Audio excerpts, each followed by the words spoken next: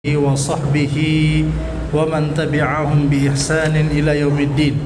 سبحانك لا علم لنا إلا ما علمتنا إنك أنت العليم الحكيم ولا فهم لنا إلا ما فهمتنا إنك أنت الجواد الحليم فعلمنا ما ينفعنا وانفعنا بما علمتنا وزدنا علما والحمد لله رب العالمين. Bapak Ibu jamaah sekalian yang dimuliakan Allah, alhamdulillahirabbil alamin, pada malam hari ini Allah Subhanahu wa taala memberikan kita kesehatan, keafiatan, umur panjang hingga dapat hadir bersama untuk melanjutkan kembali kajian kita, kajian sejarah Islam. Kita dengan sejarah ini berusaha melihat kembali masa lalu kita sebagai bagian dari usaha memperbaiki kondisi kita saat ini dan juga memperbaiki masa depan. Sejarah adalah zakiratul ummah, ingatan kolektif umat Islam dimanapun mereka berada. Dengan adanya kesamaan sejarah, maka ikatan ukhuwah antar sesama umat Islam, baik itu lintas generasi, lintas madhab, lintas golongan, aliran dan seterusnya, ukhuwahnya bisa kita jaga karena kita disatukan oleh sejarah yang sama, yaitu sejarah kejayaan umat Islam, khususnya yang terjadi pada masa Abbasiyah. Ada dua pengaruh yang sangat kuat dalam kekhalifahan Abbasiyah ini, yaitu pengaruh keluarga lain yang masuk dan memegang kekuasaan di tengah-tengah khilafah Abbasiyah. Yang pertama, keluarga Al-Barmaki pada masa kekhalifahan Harun ar-Rasyid. Kita dulu ya, sebelumnya pernah kita bahas, ada seorang panglima yang sangat setia kepada Muhammad Al-Mahdi, namanya Khalid bin Barmak. Kemudian dia punya anak namanya Yahya bin Khalid Al-Barmaki. Ya, ini keturunan Persia. Berikutnya Yahya bin Khalid ini punya 4 orang anak yang memiliki pengaruh yang sangat kuat di Abbasiyah, di kerajaan Abbasiyah pada saat itu, yaitu Al-Fudail bin Yahya bin Khalid Al-Barmaki. Berikutnya Ja'far bin Yahya bin Khalid Al-Barmaki. Berikutnya Musa bin Yahya bin Khalid Al-Barmaki. Dan yang berikutnya adalah Muhammad bin Yahya bin Khalid Al-Barmaki. Pengaruh mereka ini sangat kuat sampai-sampai bisa mengalahkan pengaruh khalifah, dan khalifah tidak mau ada yang menyainginya dalam pengaruh dan juga kekuasaan. Akhir ceritanya adalah pada saat itu Raja Harun ar-Rasyid kemudian memenjarakan dan membunuh keluarga Al-Barmaki ini karena persaingan dalam kekuasaan. Kejadian yang sama, hampir sama itu ya, terulang kembali pada masa Khalifah Al-Mustakfi Abil Qasim Abdullah Ibnul Muqtafi. Khalifah Al-Mustakfi ini pada saat itu mendapatkan tekanan yang sangat kuat dari orang-orang Turki yang berkuasa sejak masa kekhalifahan Al-Mu'tasim. Saking berkuasanya, maka mereka bisa mengganti khalifah sesuai keinginan mereka. Hingga akhirnya Al-Mustakfi ini butuh koalisi baru, butuh partner baru, dan akhirnya mengambil partner dari mereka yang tinggal di dekat Sungai Qazwin, pegunungan Kaukasus, yaitu dekat Faris dan Ahwaz, bukan dekat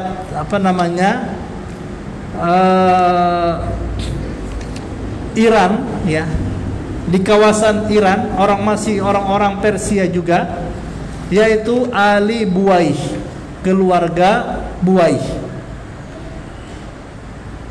Keluarga Buwaih ini berasal dari Persia atau dari Iran, dan untuk mendapatkan koalisi baru menandingi kekuatan Turki pada saat itu, maka segera tanpa pikir panjang Al-Mustakfi kemudian menempatkan anak-anak dari Abu Syuja' Buwaih menempati posisi-posisi penting di kekhalifahan Abbasiyah. Nah, ini memang perlu hati-hati gitu ya. Yang pertama namanya Ali, langsung diberi gelar Imadud Daulah dan diberikan kekuasaan untuk memerintah, mengatur, mengelola semua kekayaan yang ada di sana untuk kawasan Faris dan Ahwaz. Kemudian anak yang kedua namanya Al-Hasan, diberikan gelar Ruknud Daulah, diberikan kekuasaan di Jabal dan di Rai. Kemudian Ahmad, ini yang ketiga, diberikan gelar Mu'izzud Daulah, yang menguasai Irak.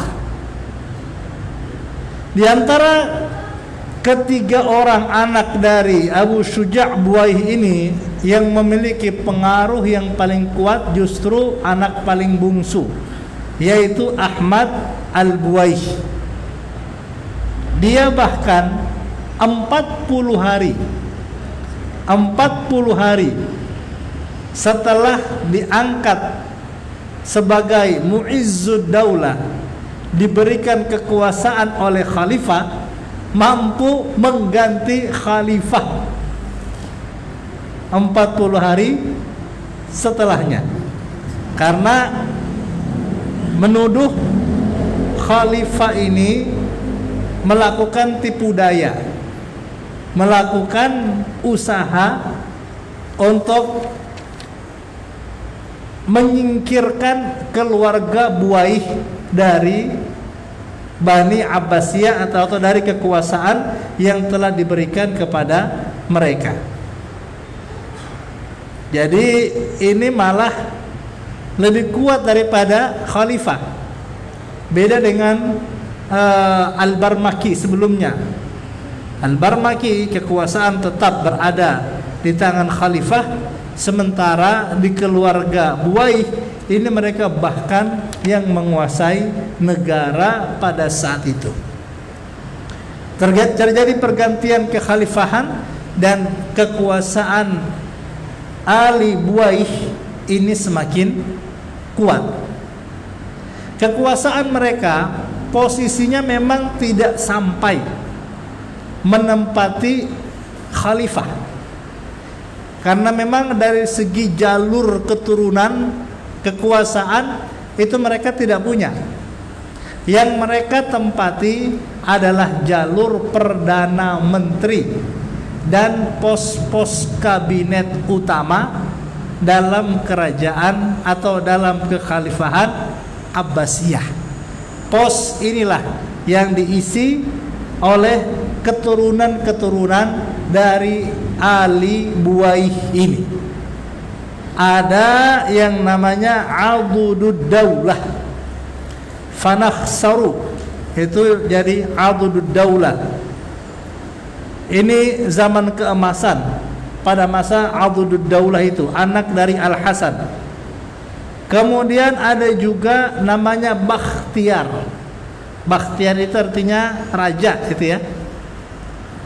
Digelari dengan Izzud Daulah. Digelari dengan Izzud Daulah. Kemudian ada lagi anaknya dari Adudud Daulah, namanya ini kita singkat-singkat saja ya, nama kita sebutkan nama-namanya saja supaya paling tidak pernah dengar nama-nama itu, karena memang nama-nama yang saya sebutkan ini nama orang-orang yang memiliki kekuasaan dan mengendalikan pemerintahan beserta kehidupan sosial pada masanya. Ada Abu Nasr Fairuz, anak dari Adudud Daulah, digelari dengan Baha'ud Daulah. Ada juga Kalyajar, bahasa nama-nama Persia, digelari dengan Simamud Daulah. Ada Abul Fawaris, dikenal dengan Syarafud Daulah. Berikutnya setelahnya dari keturunan Baha'ud Daulah ada Abu Ali dengan gelarnya Musyrifud Daulah. Berikutnya ada Abu Syuja' yang dikenal dengan gelar Sultanud Daulah. Berikutnya ada Abu Thahir yang dikenal dengan Jalalud Daulah. Berikutnya di situ sudah mulai ada keributan di kalangan keluarga Buaih sendiri. Sudah mulai ada perebutan jabatan di kalangan keluarga sendiri. Sampai kemudian ada Muhyiddin. Kemudian dari Muhyiddin punya anak namanya Khusru Fairuz, atau dengan gelar Al-Malikur Rahim. Dan kekuasaan Ali Buaih hampir 100 tahun menguasai Abbasiyah pada saat itu kemudian runtuh di tangan Bani Saljuk. Bani Saljuk dari Turki yang kemudian menyelesaikan urusan Malikud Daulah sebagai pimpinan tertinggi negara, sebagai pengendali pemerintahan dengan posisi Perdana Menteri, itu berhasil digulingkan oleh As-Salajiqah atau para sultan-sultan dari Bani Seljuk. Hingga kemudian pemerintah Islam saat itu tidak lagi berada di Baghdad, tapi bergeser dalam kekuasaan Bani Seljuk. Dalam 2 waktu di Baghdad itu ada kekuasaan Bani Abbasiyah masih ada, tetapi sudah mulai melemah. Sementara di tempat yang lainnya Bani Seljuk mulai membangun kekuasaannya dengan sangat kuat. Nah, hadirin sekalian yang dimuliakan Allah, tidak hanya itu, pada saat itu Daulah Islamiyah atau kekuasaan Islam yang tadinya menyatu karena lemahnya kepemimpinan, akhirnya satu persatu terjadi disintegrasi. Jadi disintegrasi itu pertama karena ketidakpuasan rakyat yang ada di bawah, kemudian karena lemahnya kepemimpinan. Dan itu yang perlu kita waspadai terjadi di negara kita yang tercinta, Indonesia ini. Karena kawasan Indonesia ini sangat luas. Kalau pemimpin tidak kuat dan terjadi ketidakpuasan di kalangan rakyat, maka tidak menutup kemungkinan adanya disintegrasi terjadi. Tetapi memang kita tidak menginginkan itu. Kita ingin negara kita tetap Bhinneka Tunggal Ika, berbeda-beda tetap satu dengan kekuatan diikat oleh NKRI, Negara Kesatuan Republik Indonesia. Tetapi di sisi lain kita belajar dari sejarah bahwa adanya ketidakpuasan rakyat dan lemahnya kepemimpinan pada saat itu menyebabkan Daulah Abbasiyah yang awalnya menyatu, memiliki kekuatan yang sangat dahsyat, akhirnya menjadi terpecah-pecah belah. Di Andalusia ada Abdurrahman An-Nasir yang mendeklarasikan diri sebagai Amirul Mukminin, sebagai khalifah juga di sana. Kemudian di Afrika itu muncul negara baru atau daulah baru, kekhalifahan baru, yaitu Al-Fatimiyun, Bani Fatimiyah. Berikutnya di ujung Maghrib ada Daulah Al-Adarisah, Bani Idris, yang menjadi pemerintah yang sah, diakui oleh rakyat dan masyarakat setempat. Nama khalifahnya Ismail Al-Mansur, juga bergelar Amirul Mukminin, ya, posisinya sebagai khalifah. Aslinya kalau kita lihat teks-teks hadis, tidak boleh ada dua kekhalifahan dalam satu waktu. Maka sempat kita sudah pernah bahas sebelumnya bagaimana pernah terjadi perang yang sangat dahsyat antara Abdul Malik bin Marwan, Sulaiman bin Abdul Malik bin Marwan, ya, Abdul Malik bin Marwan dengan Abdullah ibnu Zubair. Karena Abdullah ibnu Zubair menyatakan adanya kekhalifahan baru yang menguasai kota Hijaz dengan daerah kekuasaan Mekah, Madinah dan sekitarnya. Itu langsung Abdul Malik bin Marwan kirim tentara di bawah pimpinan Al-Hajjaj bin Yusuf, menganggap apa yang dilakukan oleh Abdullah bin Zubair adalah pembangkangan karena memproklamirkan adanya kekhalifahan di saat adanya kekhalifahan yang sah. Pada masa Al-Mustakfi abad ke-4 sampai ke-5 Hijriah saat itu, yang proklamasi kekhalifahan bukan cuma satu, banyak dan di mana-mana. Tetapi dari Khalifah Abbasiyah tidak bisa berbuat apa-apa karena memang di dalam tubuh Abbasiyah sendiri terjadi pertikaian internal, terjadi perebutan kekuasaan, kemudian lemahnya kepercayaan kepada pemerintah, juga lemahnya kepemimpinan nasional, sehingga muncullah tadi di Andalusia, di Afrika, di Maroko, di Mesir, Syam, itu juga ada Al-Ikhshidiyun. Mereka buat pemerintahan sendiri terpisah dari pemerintahan Abbasiyah, walaupun dalam khutbahnya masih menyebut-nyebut Khalifah Abbasiyah.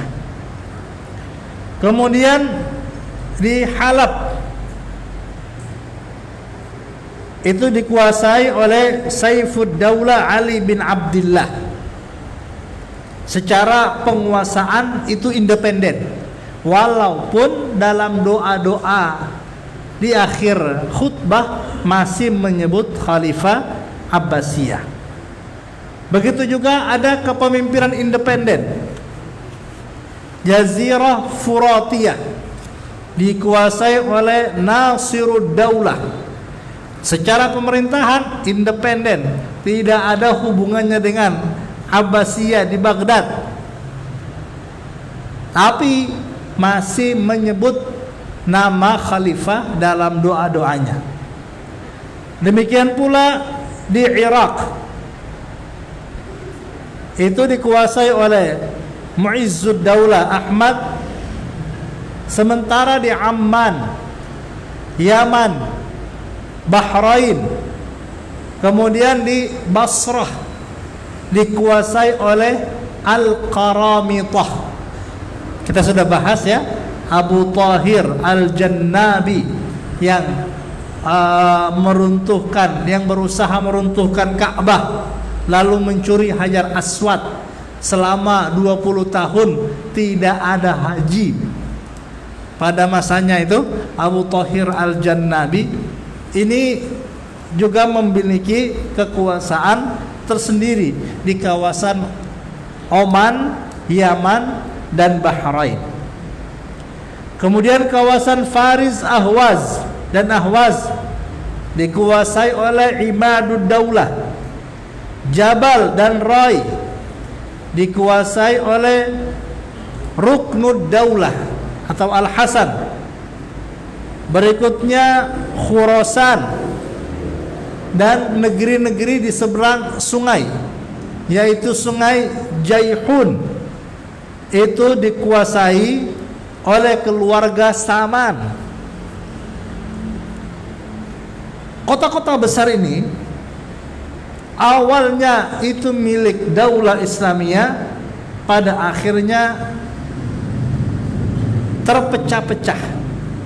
Walaupun masih mengakui Khalifah Abbasiyah sebagai pimpinannya, dibuktikan dengan doa-doa mereka ketika sholat, tetapi dari segi penguasaan itu benar-benar daerah istimewa, daerah kekuasaan independen, sehingga mereka mengatur semuanya sesuai dengan pemerintah yang ada di tempat itu.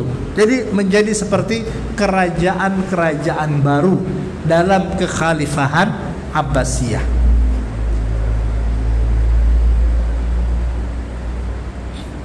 Wa mimma yastahiqqun nazar.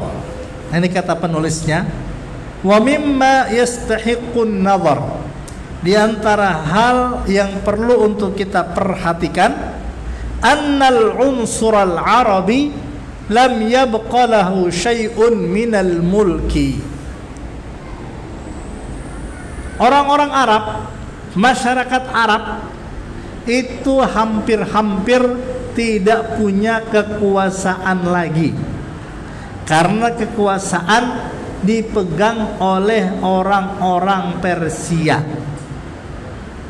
Jadi aslinya yang punya itu orang Arab, tapi Arab saat itu tidak punya kekuasaan lagi. Pemegang kekuasaan di lapangan itu adalah orang-orang Persia, kecuali katanya di sini Nasiruddaulah dan Saifuddaulah, itu masih keturunan Arab yang masih memegang beberapa tanah-tanah penting. Akhirnya tidak lama Al-Mustakfi setelah melakukan perjanjian, melakukan MOU, pemberian gelar-gelar kehormatan kepada orang-orang tadi dari kalangan Bani Buaih 50 hari saja. Setelah itu dia dicopot dari jabatannya karena Mu'izzuddaulah merasa ada usaha manuver untuk mengelengsarkan atau mengganti kekuasaan dari Mu'izzud Daulah. Ini bisa kita lihat betapa kuatnya posisi Mu'izzud Daulah saat itu, padahal baru 40 hari diberikan jabatan sampai bisa menggeser khalifah. Hadirin sekalian yang dimuliakan Allah, ini sebetulnya sudah kita bahas, tapi pembahasannya 2 pekan lalu ya. Jadi saya review lagi supaya bisa kita ingat. Setelah wafatnya lengsernya Al-Mustakfi tadi, maka naiklah khalifah baru namanya Khalifah Al-Fadl Al-Muti' Lillah. Khalifah Al-Muti' Lillah. Inilah masa-masa yang paling berat selama kekhalifahan Abbasiyah dan juga menjadi catatan buruk dalam sejarah umat Islam. Kenapa? Saat itu terjadi protes keras dari para tentara. Jadi namanya tentara ini biasa turun di medan perang, biasa menghadapi musuh. Justru tentara itu, yuk kita carikan program gitu. Militer carikan programnya itu, yuk hadapi musuh gitu ya, yuk perang gitu. Maka kemudian pada masa Harun ar-Rasyid, kemudian masa Al-Mahdi sebelumnya, dan juga kekhalifahan Al-Mu'tasim, kondisi dalam negara itu stabil. Kenapa? Tentaranya itu, militernya turun, yang memang menghadapi musuh, menghadapi musuh, melawan musuh perluasan kekuasaan. Pada masa kekhalifahan Al-Mustakfi dan beberapa khalifah sebelumnya, tentara itu nganggur. Itu nggak ada pergerakan jihad, nggak ada pergerakan perluasan kekuasaan. Adanya itu hanya efeknya apa? Adanya pertikaian di dalam. Kuda kalau saya itu ke stable Aditya Horse itu kalau kuda habis dikasih makan itu dilepas lari sendirian di kandang kuda itu. Kenapa? Lagi full energi. Kalau dikurung di kandang itu malah bikin macam-macam, entah teriak-teriak, entah nendang-nendang dan seterusnya. Akhirnya dilepas, dibuat dia lari sampai capek. Nah, militer saat itu ya seperti tadi, full tenaga tapi tidak ada kerja itu ya. Habis makannya banyak tapi tidak ada kerja gitu ya. Akhirnya malah bikin masalah di dalam negeri. Bikin masalahnya itu malah para tentara militer ini minta kenaikan gaji. Ya pokoknya kami minta kenaikan gaji. Tapi kan nggak ngapa-ngapain, ya pokoknya minta gaji. Akhirnya intinya itu tentara ini lagi full tenaga, tidak ada kerja, akhirnya bikin pekerjaan sendiri. Saat itu menjadi masa yang sulit, maka khalifah karena kalau berhadapan dengan tentara ini ternyata terlalu berat, bisa ada korban jiwa di mana mereka juga memiliki kemampuan militer yang sangat kuat.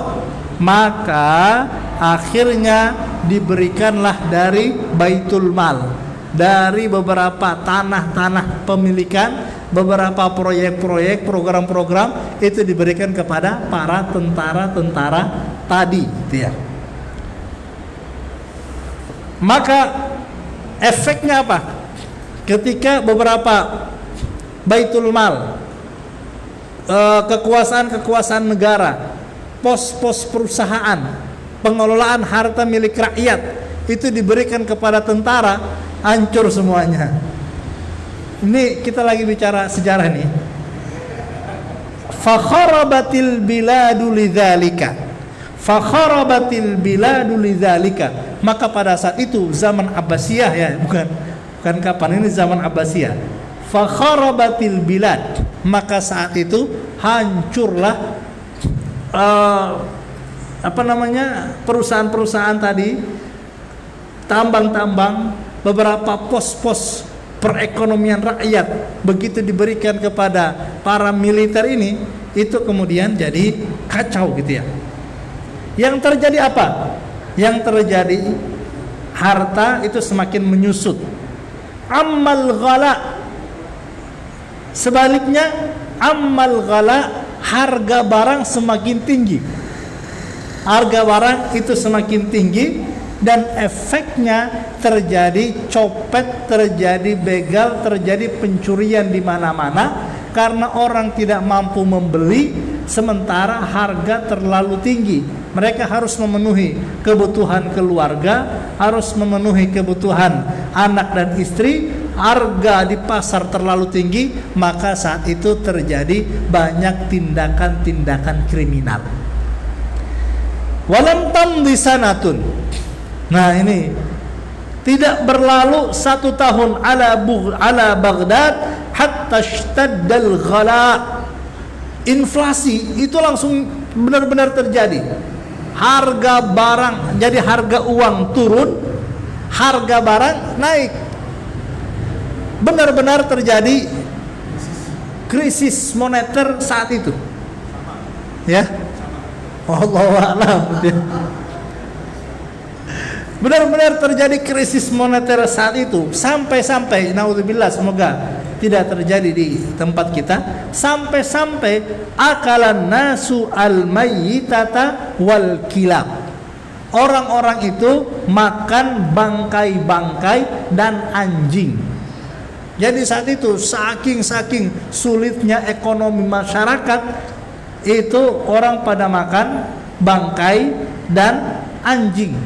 Wa akalan nasu khurubasy syauki. Mereka itu bahkan sampai makan duri.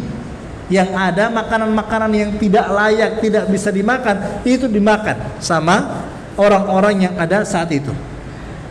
Wa kanu yasluquna hubbahu wa ya'kuluna falahiqan nas. Itu tetap karena saking sulit makan kayu, makan dedaunan, makan pohon-pohon yang berduri dan seterusnya, apapun untuk menyambung hidup. Efeknya apa?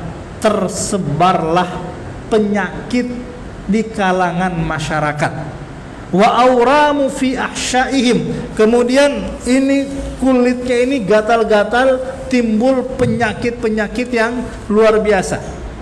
Wa kathura fihimul maut. Pada saat itu semakin banyak bergelimpangan, korban-korban berjatuhan, kematian di mana-mana. Hatta ajazan nasu an dafnil mauta. Sampai-sampai orang itu sudah lemas, nggak bisa lagi mengubur orang-orang mati. Saking banyaknya orang meninggal di sini, meninggal di sini, meninggal di sini, meninggal. Aturannya ya bisa gali kubur, bisa dimakamkan, tapi orang semakin sakit, kematian itu semakin dekat di mana-mana. Efeknya apa? Orang meninggal itu tergeletak jasadnya di tengah-tengah kota. Yang untung siapa saat itu? Yang beruntung adalah anjing-anjing dan burung-burung pemakan bangkai. Di kota Baghdad saat itu dan di sekitar kawasan Islam, datang anjing, datang burung-burung pemakan bangkai sangat banyak, melihat mayat-mayat bergelimpangan di mana-mana.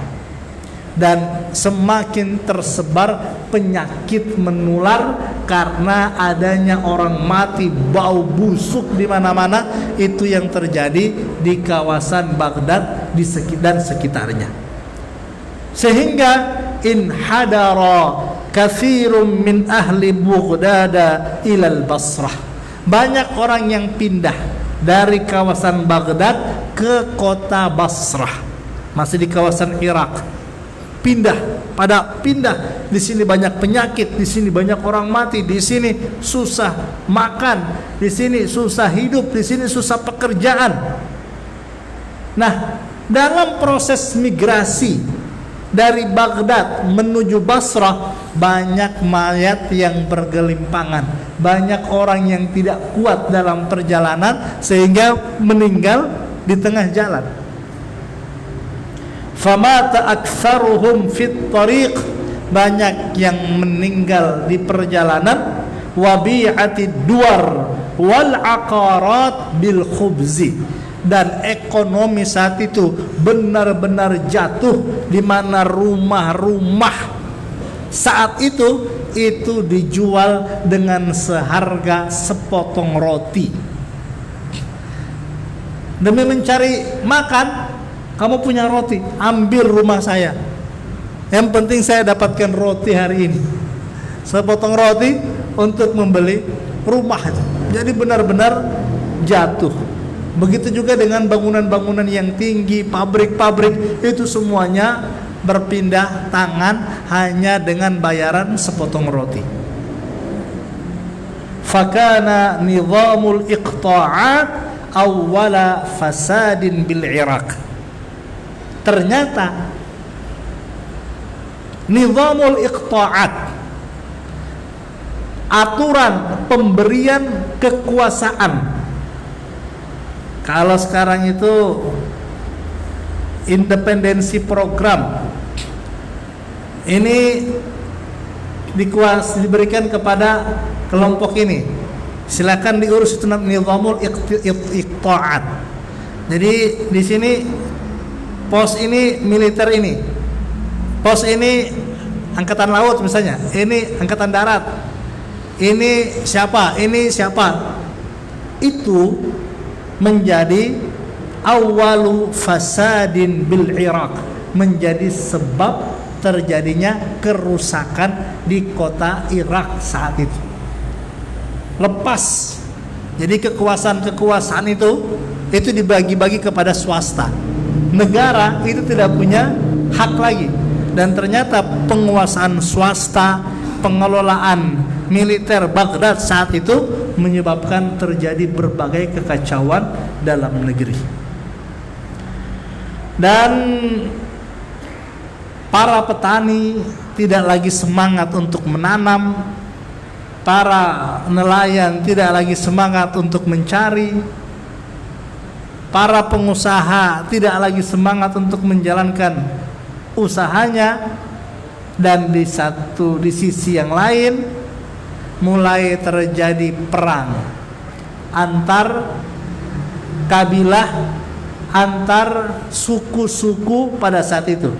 Ada suku Dailam yang dari Persia, kemudian dari Turki, itu mulai perang. Ya, terjadi perang dari Dailam ini yang dari Persia, sukunya Mu'izzud Daulah itu berusaha untuk melengsarkan Mu'izzud Daulah saat itu, yang mengatur urusan-urusan kenegaraan tadi. Tetapi yang membela adalah orang-orang Turki, orang lain. Jadi dia diserang oleh keluarganya sendiri, dibela oleh musuh. Keluarganya dari Bani Dailam minta tanggung jawab, kok jadi begini negara kita saat ini. Sementara orang-orang Turki itu pasang badan untuk melindungi Mu'izzud Daulah. Maka Mu'izzud Daulah pun akhirnya berperang dengan keluarganya sendiri, mendekat kepada musuhnya, yaitu orang-orang Turki. Dan orang-orang Turki pun akhirnya diberikan lagi kekuasaan untuk mengatur negara.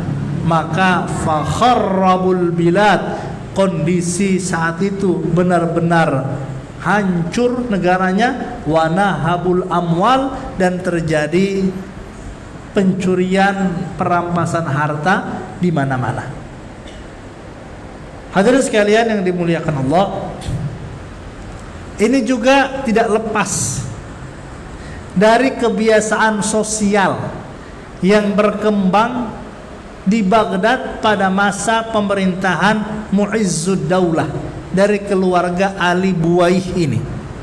Ali Buwaih ini ya, mereka adalah orang-orang Syiah. Sementara Baghdad itu adalah kawasan Sunni, Ahlus Sunnah wal Jamaah. Ketika Mu'izzud Daulah datang ke Baghdad, dia berusaha untuk memaksakan tradisi Syiah dilakukan di kota Baghdad. Kalau sekarang kita lihat ada tradisi peringatan hari Karbala tanggal 10 Muharram, berikutnya ya hari Asyura itu ya, peristiwa Karbala dengan pakai hitam, kemudian ya Husain menyiksa diri sendiri, pakai pedang, pakai macam-macam itu ya, berdarah-darah itu. Kemudian ada Idul Ghadir Khum, ada peristiwa Ghadir Khum pada bulan Dzulhijjah. Itu semuanya dimulai kapan? Itu dimulai pada masa kekuasaan Mu'izzud Daulah tadi dari keluarga Buwaih. Dan sampai sekarang itu masih dirayakan oleh orang-orang Syiah termasuk yang ada di Indonesia saat ini. Mulai usaha melaknat Muawiyah, melaknat Abu Bakar, Umar, Utsman, Bunda Aisyah, Hafsah, keluarga-keluarga Rasulullah, para sahabat, itu kapan benar-benar secara resmi dilakukan di depan publik? Itu mulai pada masa Mu'izzud Daulah. Jadi memang benar-benar kondisi saat itu benar-benar kacau dari berbagai sisinya, sehingga kalau kita lihat adanya keruntuhan Abbasiyah oleh pasukan Tatar, itu sebetulnya semuanya tidak terjadi tiba-tiba. Itu ada muqaddimahnya yang menjadikan titik klimaksnya itu hanya sebagai penyempurna dari masalah-masalah yang sudah menumpuk-numpuk sebelumnya dan kelemahan-kelemahan yang ada di tengah-tengah Abbasiyah itu sendiri. Demikian para hadirin yang saya muliakan, insyaallah kita lanjutkan lagi kisah tentang Abbasiyah ini untuk kita banyak belajar betapa hidup ini ada sunnatullah. Kita penuhi sunnatullah itu, maka ada sebab akibat yang bisa kita lihat. Tetapi begitu kita melawan sunnatullah, maka kita pun akan bisa melihat sebab akibat yang akan terjadi berikutnya. Dari sebab akibat itulah kita belajar tentang sunnatullah yang terjadi dalam kehidupan. Demikian, saya mohon maaf. Jazakumullahu khairan. Assalamualaikum warahmatullahi wabarakatuh.